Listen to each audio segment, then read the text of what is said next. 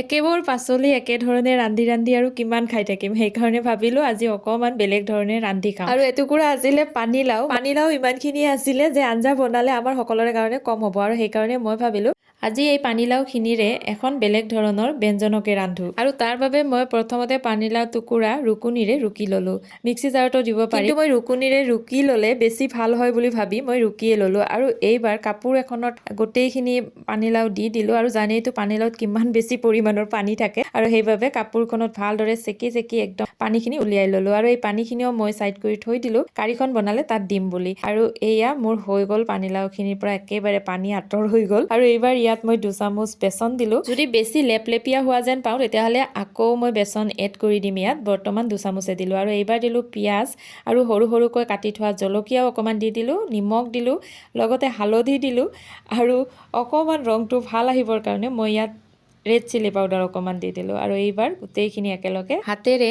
সানি ল'লোঁ। আৰু পানীলাওখিনিৰ লগত বেচনৰ পৰিমাণটো মোৰ একদম সঠিক হোৱাৰ বাবে আৰু বেচন দিব লগা নহ'ল। মোৰ লাড়ু বনোৱাৰ কাৰণে উপযোগী হৈয়ে পৰিলে। আৰু যদি কিবা কাৰণত লাড়ুবোৰ ভাঙি যায় তেতিয়াহ'লে ইয়াত অকণমান বেচন দি দিলে হৈ যাব। মই আকৌ যিমানবোৰ পাচলি আছে তাৰ ভিতৰত পানীলাওকে আটাইতকৈ বেছি ধুনীয়া পাচলি হিচাপে ভাবোঁ। আপোনালোকে কি বুলি ভাবে বাৰু জনাবচোন। আৰু মই পানীলাওৰে ৰন্ধা যিকোনো ব্যঞ্জনে খাই ভাল পাওঁ। আপোনালোকৰ আটাইতকৈ প্ৰিয় পাচলি কোনবিধ জনাবচোন কমেণ্ট কৰি। পানীলাওৰ কোফটাকেইটা হোৱাৰ পিছত এইবাৰ মই বিলাহী, পিঁয়াজ, আদা, নহৰু এইবোৰ একেলগে মিক্সি জাৰটোত দি ল'লোঁ। মই এটা পেষ্ট বনাই ল'ম ইয়াৰে। এয়া মোৰ পেষ্টখিনিও হৈ গ'ল, এইপিনে পেষ্টখিনিও হৈ গ'ল, আৰু এইপিনে কেৰাহীৰ তেলো গৰম হ'ল। এইবাৰ কোফটাকেইটা এটা এটাকৈ মই গোটেইকেইটা ভাজি ল'ম আগতে। আৰু এনেদৰে ভাজি লোৱাৰ পিছতে আচলতে খাব পাৰি, তেতিয়াও খুব বেছি ভাল লাগে। কিন্তু যিহেতুকে মই দুপৰীয়া ভাত সাজৰ লগত খাম বুলি কোফটাকেইটা বনাইছোঁ, সেইবাবে মই ভাবিছোঁ এখন কাৰিও বনাম।